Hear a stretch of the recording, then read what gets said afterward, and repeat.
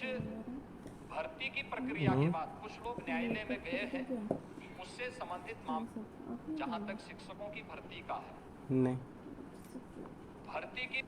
जहां तक शिक्षकों की भर्ती का है, भर्ती की प्रक्रिया जहां तक शिक्षकों की भर्ती का है, भर्ती की प्रक्रिया में कोई भी मामले न्यायालय में लंबित नहीं है। हाँ, जो मामले कुछ भर्ती की प्रक्रिया के बाद कुछ लोग न्यायालय में गए हैं, उससे संबंधित मामले वहां पर लंबित होंगे, वो अलग विषय है। लेकिन 1,64,000 से अधिक शिक्षकों की भर्ती बेसिक और माध्यमिक शिक्षा में अकेले पिछले 5 वर्ष के अंदर इस सरकार ने किए हैं। और शिक्षकों की भर्ती की प्रक्रिया को युद्ध स्तर पर अगर कहीं वैकेंसी है, चाहे वह माध्यमिक शिक्षा में हो, बेसिक शिक्षा में हो, उच्च शिक्षा में हो, प्राविधिक शिक्षा में हो या व्यावसायिक शिक्षा में हो या फिर संस्कृत विद्यालयों में हो, इन सब की भर्ती की प्रक्रिया को सुचारू रूप से संपन्न करने के लिए ही हमारी सरकार प्रदेश में शिक्षक भर्ती की प्रक्रिया को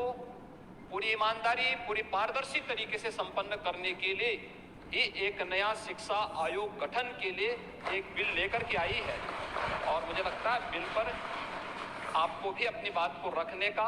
और उस पर चर्चा करने का अवसर प्राप्त होगा। जो भी अमूल्य सुझाव आएंगे, सरकार उसका स्वागत करेगी। प्रश्न संख्या 11 श्री अखिलेश कहना चाहेंगे कि लाखों डीएलएड पास शिक्षक बेरोजगार घूम रहे हैं,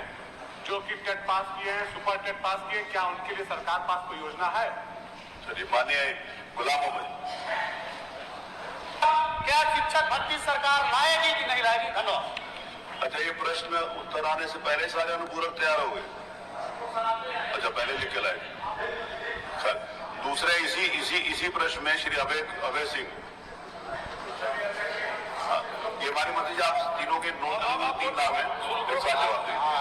और शिक्षकों की संख्या प्रदेश में कम है और जिससे बच्चों के पठन पाठन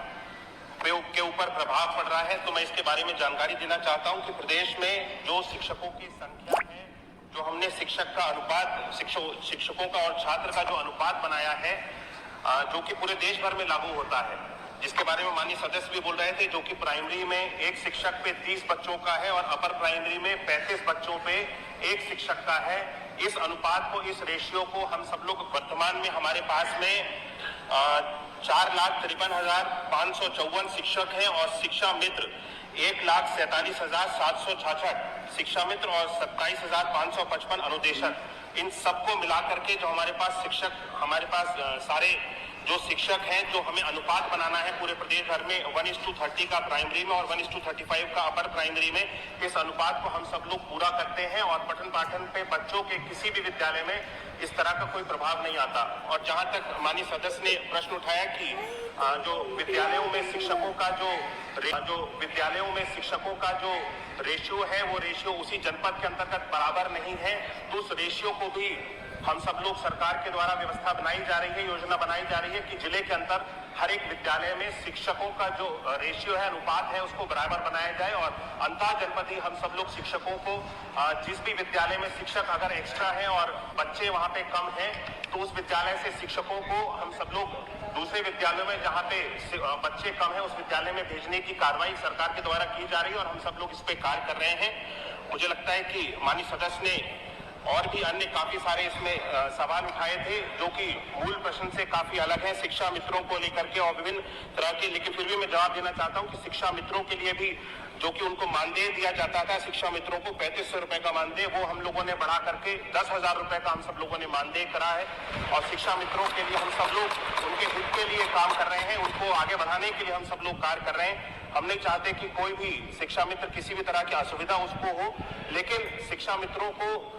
क्योंकि मानदेय उनको मिलता है और 11 महीने के लिए वो मानदेय पे रखे जाते हैं, इसीलिए उनके लिए मानदेय की व्यवस्था बनाई गई है। और जो शिक्षा मित्र हमारी भर्ती परीक्षा और सारी qualification, ATRE, graduate, BTC, TET, जिन लोगों ने ये सारी अर्हताओं को पूरा किया, उन सभी शिक्षा मित्रों को हमारी जो पिछले हमारी सरकार में 2 भर्तियां आई, 68,500 की भर्ती और 69,000 की 2 भर्ती, इन सभी भर्तियों में इन सब लोगों को अवसर दिया गया, इनको अलग से वेटेज भी दिया गया। और